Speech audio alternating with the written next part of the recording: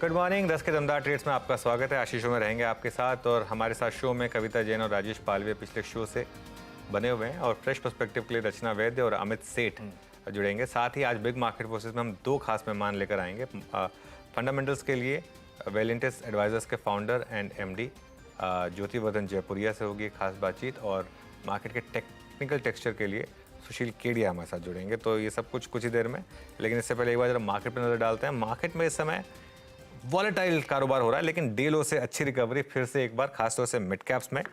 Nifty हालांकि अभी भी नो ट्रेड जोन में है। बैंक निफ्टी 180 पॉइंट नीचे, ध्यान रखिएगा। फिन निफ्टी की आज एक्सपायरी, कल बैंक निफ्टी की एक्सपायरी।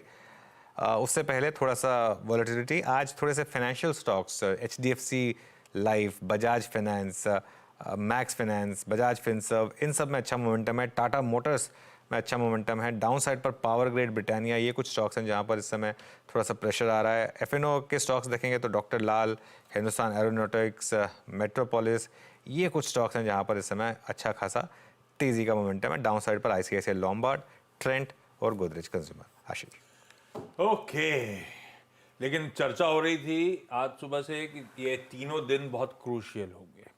आज सुबह से अच्छी खासी वॉलेटिलिटी, और उसका हाईलाइट है वो ब्रॉडर मार्केट्स में मिड कैप इंडेक्स आपकी स्क्रीन्स पे कैसे गोते लगा रहा है, कैसे रिकवर कर रहा है। लेकिन इस सेशन की या ओवरऑल मार्केट्स की रीडिंग क्या लग रहा है? ड्यूली डिप्स को खरीदा जा रहा है। पिछला हफ्ता भी वो हाईलाइट था, इवन फ्राइडे का सेशन वो हाईलाइट था। तो रेजिलिएंट कहीं ना कहीं तो भारतीय बाजार है ही है, और ये मंथली एक्सपायरी का भी क्या क्लोजली वॉच आउट करोगे आप, और अब तक बाजार का बिहेवियर लग कैसा रहा है? देखिए, अब तक बाजार का बिहेवियर, हमारे सुबह जो रेंज डिस्कस हुई थी 21,940 के स्टॉप के साथ लॉन्ग, हाँ। 21,947 का अब तक का लो है। तो मेरे ख्याल से वो ट्रेड अभी भी ग्रिप में है। अभी 21,947 के स्टॉप के साथ आप लॉन्ग ही रहिए इस मार्केट में, क्योंकि बाय ऑन डिप्स काम कर रहा है। लेकिन बैंक निफ्टी थोड़ा सा तंग कर रहा है। मतलब फाइनेंशियल निफ्टी की एक्सपायरी है, जो मर्जी है। मेरे ख्याल से आज बेटर रहेगा आप इंडिविजुअल स्टॉक स्पेसिफिक ट्रेड्स लें, क्योंकि वहाँ मोमेंटम अच्छा खासा है और मिड कैप भी रिकवर हो रहे हैं। तो निफ्टी पर वीकनेस तभी आएगी अगर आप 21,940 ब्रेक करेंगे तो। अदरवाइज मिड कैप में रहें, मेरे ख्याल से आज इंडिविजुअल स्टॉक स्पेसिफिक रहें, वहाँ आपको अच्छी स्विंग मिलती है। आशीष, क्या होता है ना, आपको अपना व्यू मार्केट के हिसाब से चेंज करना आना चाहिए। पिछले हफ्ते तक हमारा व्यू क्या था, लार्ज कैप में रहिए। यस। लेकिन अब क्योंकि मिड कैप दिखाने लगे कि थोड़ा लोअर लेवल पे अच्छा मोमेंटम बन रहा है, तो वापस आप थोड़ा सा मिड कैप में अपना हाथ ट्राई कर सकते हैं। तो मार्केट में कभी भी कोई चीज़ जैसे पत्थर की लकीर नहीं होती कि बस यही, अगर मोमेंटम चेंज हो रहा है तो उस हिसाब से आपको ट्रेड्स चेंज करनी होंगी। लेकिन निफ्टी पर व्यू मेरा क्लियर है। जब तक 21,900 21,940 स्क्रीन पर है तब तक शॉर्ट नहीं करना है। ओके, बढ़िया। ये है मार्केट्स के अब तक का अप्रोच। सीएनबीसी आवाज में इस समय 10 के दमदार ट्रेड्स में चारों एक्सपर्ट्स हैं, वो आपको आपकी स्क्रीन पे नजर आएंगे। अब जाना जाए इन लोगों से कहां पे हैं कमाई के बढ़िया से मौके। पहले चला जाए भोपाल, रचना जी के पास। रचना जी, गुड मॉर्निंग। 10 के दमदार ट्रेड्स कौन से इस समय के? जी गुड मॉर्निंग एवरीबॉडी। एंड 10 के दमदार ट्रेड्स के लिए मेरे जो दो पिक्स रहेंगे at this point in time, उसमें एक लॉन्ग साइड पे एसआरएफ के फ्यूचर्स रहेंगे और दूसरा शॉर्ट साइड पे एशियन पेंट के फ्यूचर्स रहेंगे।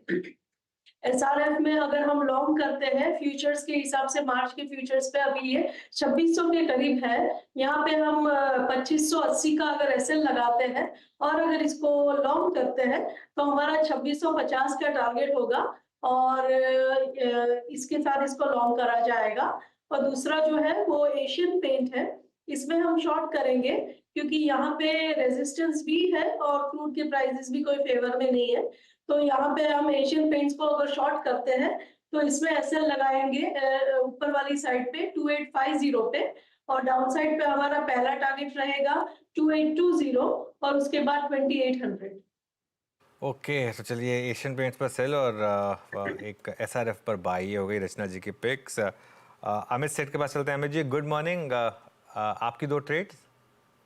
जी good morning Anuj ji, good morning Ashish ji and everybody on the panel, and wishing everyone a very happy Holi.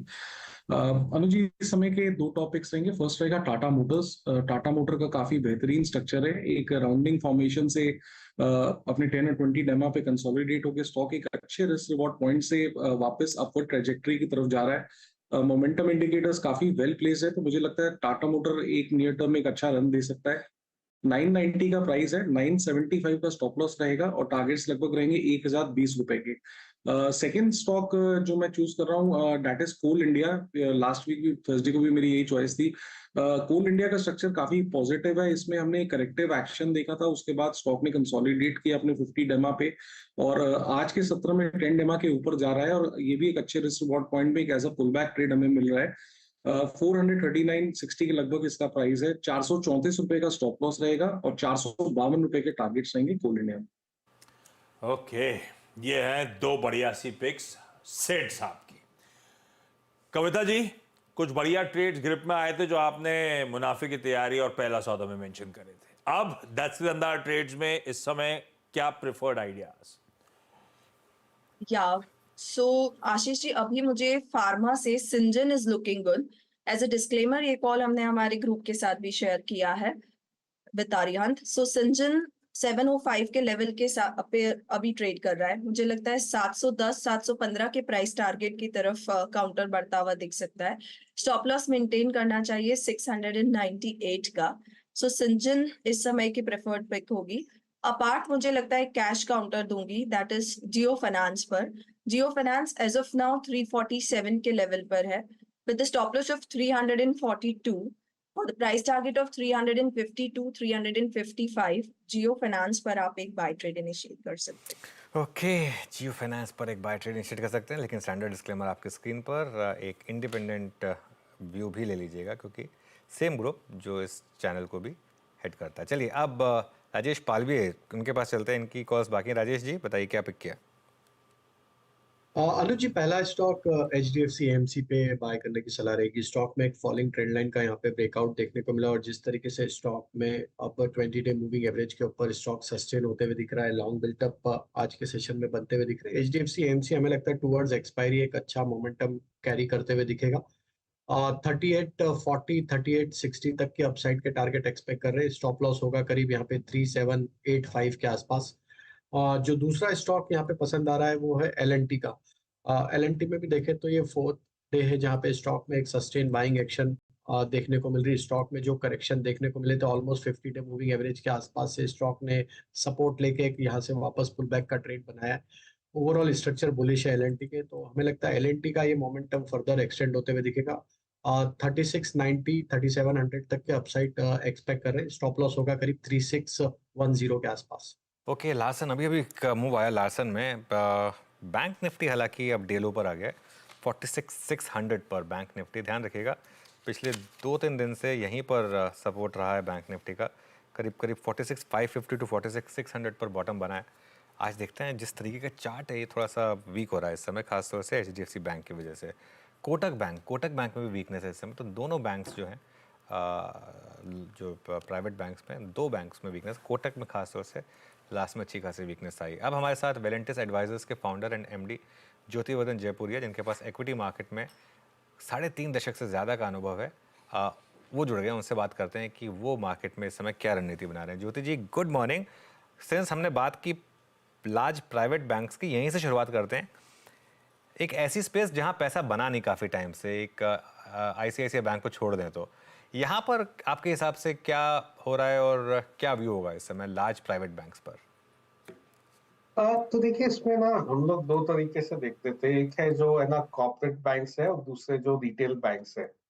यदि अपने देखें तो 2020-21 तक तो ना रिटेल बैंक्स काफी अच्छा कर रहे थे और उसका वैल्यूएशन काफी महंगा हो गया था।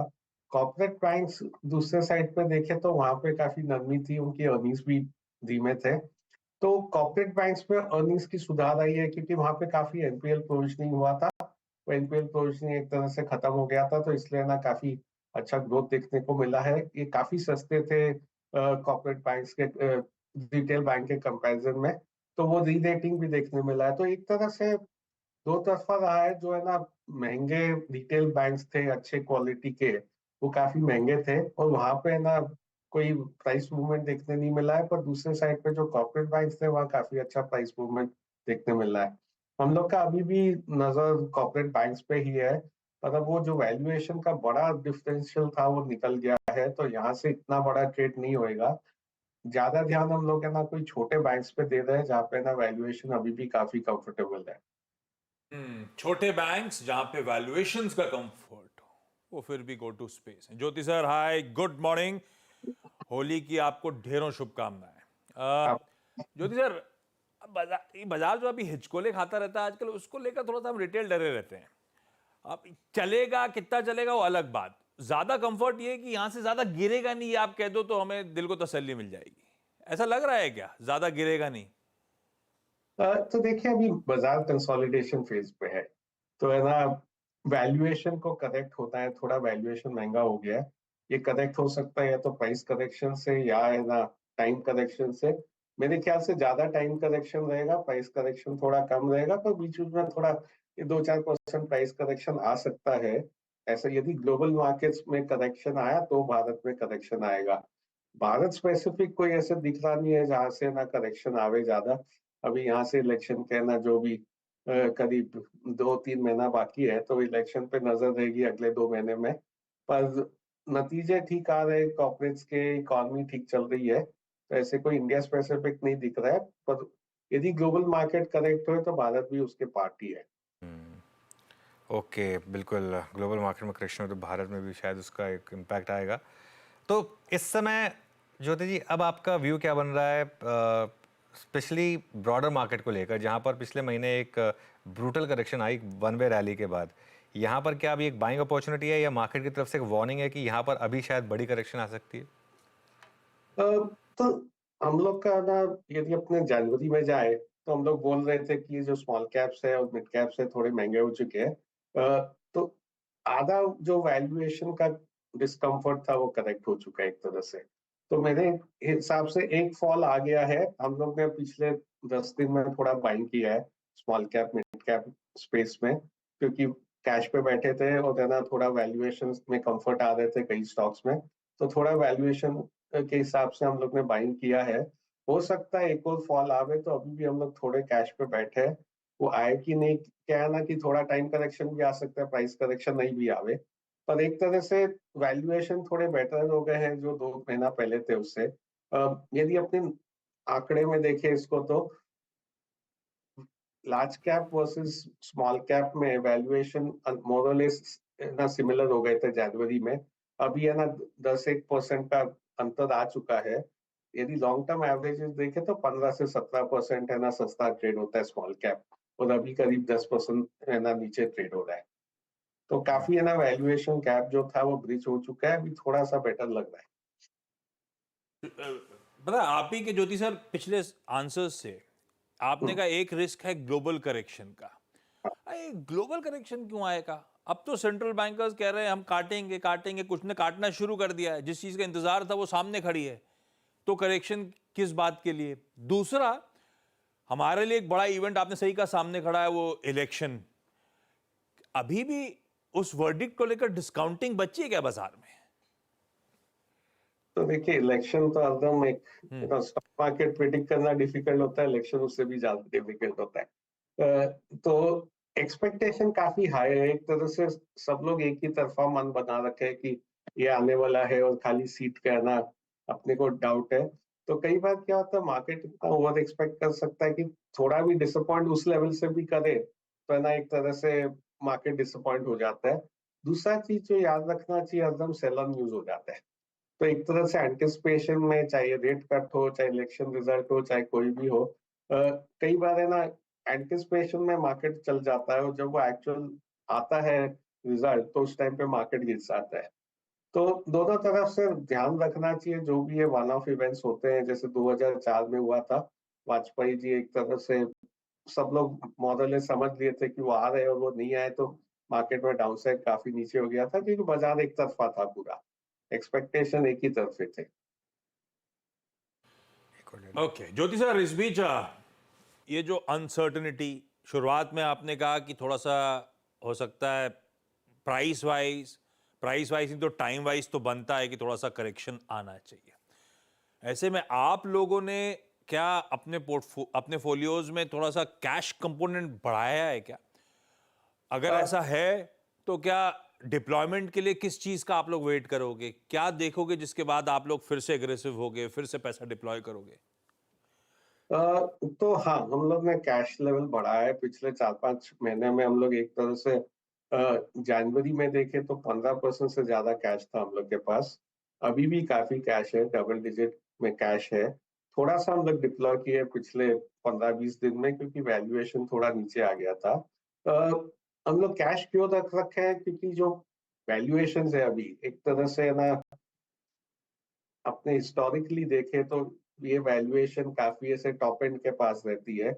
लॉन्ग टर्म एवरेज से ना एक स्टैंडर्ड डिविएशन ऊपर है, तो उस हिसाब से थोड़ा कैश रखे हैं कि भाई कभी है ना वैल्यूएशन अच्छा मिले, सस्ता मिले तो थोड़ा कैश देना चाहिए, नहीं तो उस टाइम पे लेने का मौका मिल जाता है पर है ना कैश नहीं रहता है। तो वैल्यूएशन का कंफर्ट आवे, वैल्यूएशन का कंफर्ट आ सकता है, क्योंकि अगले 6 महीना में मार्केट यदि रेंज बाउंड रहा और इसी लेवल पे रेंज मार्केट मिल गया, तो उस टाइम पे अपने आप है ना 10% करीब वैल्यूएशन सस्ता हो जाता है, क्योंकि हर महीना एक तरह से 8.25 से 1.5% अर्निंग्स ग्रोथ बढ़ रहा है मार्केट में। तो कई बार ये टाइम करेक्शन आ जाता है, वो टाइम करेक्शन से वैल्यूएशन सस्ता हो जाता है और फिर है ना लेने का मौका मिल जाता है। ऑलराइट ज्योति जी, बहुत बहुत शुक्रिया आज हमारे साथ जुड़ने के लिए और हमसे बात करने के लिए। चलिए आगे बढ़ते हैं। हमारे साथ केडियानॉमिक्स के फाउंडर सुशील केडिया जुड़ गए हैं। उनसे जानते हैं कि इस समय बाजार का टेक्निकल सेटअप कैसा है। Sushil ji, good morning. बताइए, इस समय निफ्टी, बैंक निफ्टी क्या करेक्शन के साइंस हैं या फिर करेक्शन जो आनी थी आ चुकी? तो देखिए, अलग अलग अवधि के लिए अलग अलग बातें हैं। आज कृपया मुझे रूपी डॉलर से स्टार्ट करने दें, क्योंकि शुक्रवार को बहुत ही ज्यादा गदर सा मच गया था कि रुपया बहुत कमजोर हो गया। मुझे आशा है कि पीसीआर ये चार्ट मेरे स्क्रीन से दिखा रहा है। अनुज, ये रूपी डॉलर की चार्ट दिख रही है? डॉक्टर साहब, ये आ गई सुशील सर, आ गई। ओके, तो देखिए, ये जो शुक्रवार को एकदम से तपाक से जो रुपया ऊपर उछला और चारों तरफ हाहाकार सा मच गया कि गया भारत का रुपया तो गया। तो ये जो क्लाइमैक्टिक मूव्स जब आते हैं ना, चाहे मंदी के दौर में अंतिम लास्ट के कुछ दिन या तेजी के दौर में अंतिम लास्ट के कुछ दिन, तो ये लगता है कि जैसे बस बिल्कुल गला कट गया और उसके बाद अगले दिन का ये रिवर्सल है। तो डिटेल में इस चार्ट को हमने खैर पोस्ट कर दिया, एक 30 मिनट का वीडियो बना के ट्विटर पे, जिन्हें देखना वहां से देख सकते हैं। मैं आपको संक्षेप में ये कहूं कि अगर ये नीचे की पीली रेखा टूट गई, जिस दिन 82.5 के नीचे डॉलर गया, उस दिन से हम 100 शेयर की भी शॉर्ट ट्रेडिंग बंद कर देंगे और एक तरफा 5000 पॉइंट की तेजी निफ्टी पे खेलेंगे, अगर ऐसा होता है तो। और अगर ये ऊपर की पीली रेखा टूट जाती है तो ठीक है, एक बार 1001 पॉइंट का करेक्शन निफ्टी दे सकती है, उसके बाद वापस 5000 पॉइंट की तेजी। तो 21,000 की मंदी नहीं और अगली होली तक 26,000 की निफ्टी हो जाए, इस बात की संभावना मैं रूपी डॉलर की चार्ट से निकालता हूं। बैंक निफ्टी और निफ्टी आईटी पर क्या व्यू बनेगा सुशील? ये तो बात हो गई निफ्टी की और डॉलर रुपए की। तो देखिए, अगर निफ्टी में 1000 पॉइंट की करेक्शन संभव है अगले 1-1.25 महीने में, असंभव नहीं है। 20,900 का एक सपोर्ट है, अगर वो टूट गया तो 21,600 और फिर 21,200। तो 21,200 तक अगर ये जाती है तो 2,500-3,000 पॉइंट का करेक्शन कभी भी बैंक निफ्टी में आ जाए, वो संभव नहीं है। उस जगह को रखते हुए दिमाग में, शॉर्ट टर्म में बैंक निफ्टी ने अंडर परफॉर्म जो किया है, तो अगर ये करेक्शन नहीं आता है और हम वापस अभी फिलहाल निफ्टी में 22,700 को फिर से एक बार टच कर जाते हैं, तो उसको मुझे लगता है बैंकिंग और फाइनेंशियल्स लीड करेंगे। शॉर्ट टर्म तेजी अगर होती है, बाजार देखिए इस वक्त बिल्कुल फ्लक्स के अंदर है।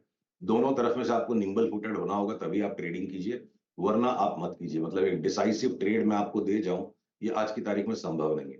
ये हम देखिए, अप ट्रेंड लाइन जो निफ्टी का है वो टूटा हुआ है, हम स्ट्रगल कर रहे हैं। तो जब तक हम 21,900 के नीचे बंद नहीं देंगे, तो हम 22,700 की चाल को बनाने की कोशिश करेंगे ट्रेडिंग में, और 21,900 के नीचे बंद जब दे दिया तो हम फिर 21,200 तक खेलेंगे। तो ऐसी सूरत में बैंक निफ्टी अगर तेजी भी चलती है, जो फिलहाल तो है, तो बैंक निफ्टी आउट परफॉर्म करना चाहिए अगले सप्ताह 10 दिन। ओके सुशील सर, हाय, गुड मॉर्निंग। आपको भी होली की ढेरों शुभकामनाएं। आपको भी और आपके दर्शकों को भी खूब सारी शुभकामनाएं। ये आपने जो पीछे गजब की ट्रेडिंग डेस्क बना रखी है, ये क्या दिन भर आप ये सारी स्क्रीन ऑब्जर्व करते रहते हो क्या? जब बहुत सारी चार्ट्स एक साथ देखनी हो तो इसको ऑब्जर्व करते हैं, और जब हमारे सौदे सीमित रहते हैं तो 1-2 स्क्रीन काफी है। गजब है। अच्छा सुशील सर, ये हमने निफ्टी देखिए ये सारे आलसी लोगों के साधन है, बार बार गर्दन ना घुमानी पड़े तो एक साथ बहुत सारी चार्ट्स एक नजर में दिख जाती है। अच्छा सुशील सर, निफ्टी बैंक की चर्चा हुई, अब वो आईटी से अब जरा एक सेक्टोरल उस पॉकेट पे आता हूं।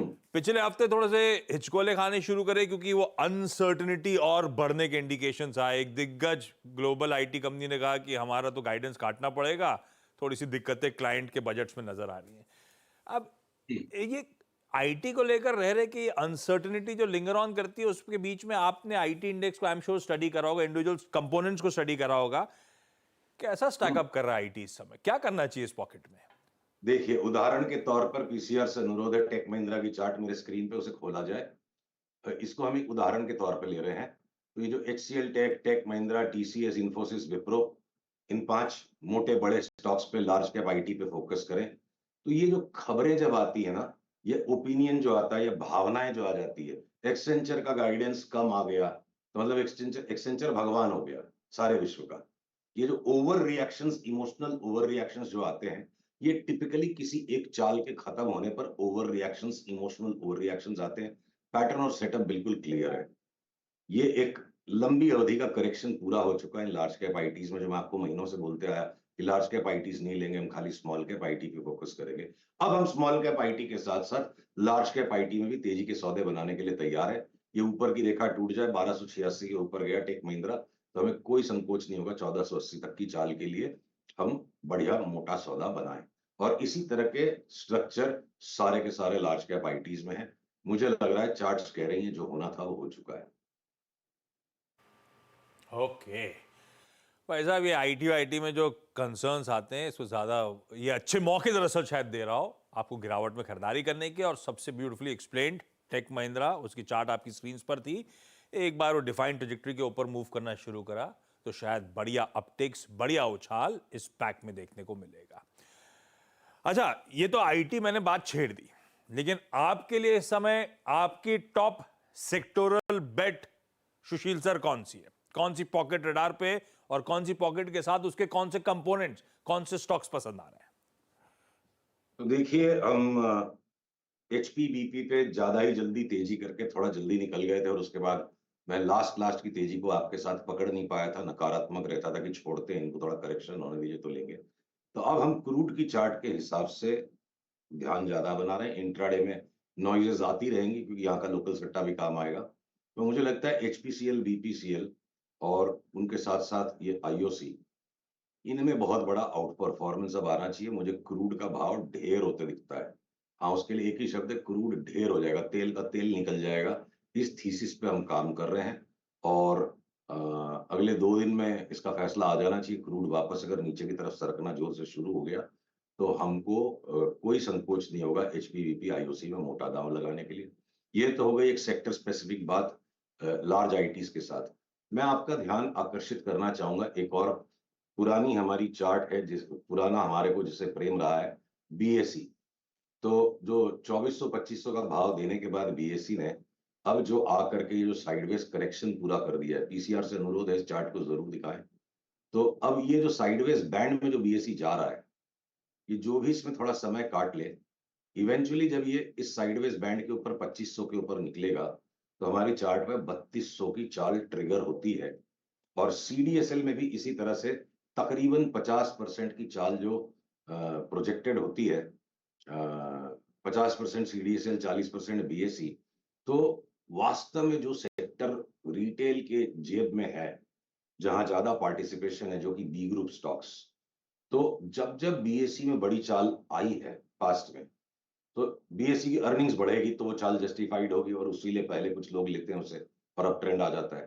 तो ये कब होता है? बीएसई का मुनाफा जोर से बढ़ता है जब भयंकर वॉल्यूम्स बी ग्रुप में लौटते हैं, और बी ग्रुप में वॉल्यूम्स तब लौटेंगे जब बी ग्रुप में भी वापस बेतहाशा तेजी लौटेगी। तो नेट 2024 में संयम बनाए रखें। जो पिटाई एक बार बी ग्रुप स्टॉक्स की हो गई है, तो उसको उस डिस्पोंडेंसी को ऐसा इंडिकेटर नहीं मानना चाहिए कि बाजार की तेजी खत्म हो गई। एक बढ़िया करेक्शन बन चुका है, और यहाँ पे बहुत से स्टॉक्स हमें साल भर में मिलेंगे बी ग्रुप में, वायदे के बाहर, जहां 50%, 70%, 80% कमाने वाले बहुत सारे स्टॉक्स अभी भी 2024 में मिलेंगे। ओके अच्छा, बीएसई और सीडीएसएल, चलिए 2 स्टॉक्स जो जिसमें पहले भी आप काफ़ी आवाज़ के दर्शकों को मुनाफा बनवा के दे चुके हैं।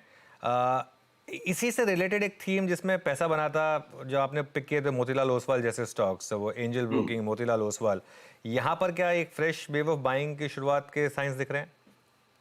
अभी फिलहाल मैं थोड़ा सा उन पे ओपिनियन देखिए रिजर्व रखना चाहूंगा। नीचे के करेक्शन के बाद से मोतीलाल ओसवाल की चार्ट जो हमारे सामने एक रैली हो चुकी है, पहले लीड लेने दीजिए, बीएसई और सीडीएसएल का पूरा प्रॉपर ब्रेकआउट आने दीजिए। हो सकता है तब तक ये करेक्शन करके स्टॉक अगर ये 1318-20 तक आकर वापस घूमे। एक बार इस पर स्पष्टता पूरी तरह से नहीं मिल रही है, अभी साहस करने का मन नहीं है। 100 रुपया ऊपर लेके 500 रुपया ऊपर बेचना बेहतर होगा। अभी के अभी इनको पकड़ने की कोई सिग्नल्स और पैटर्न्स क्लियरली मुझे नहीं मिल रहे। मेटल्स पर क्या व्यू बन रहा है अब सुशील? मेटल्स में क्या कुछ बाय ट्रेड्स हैं?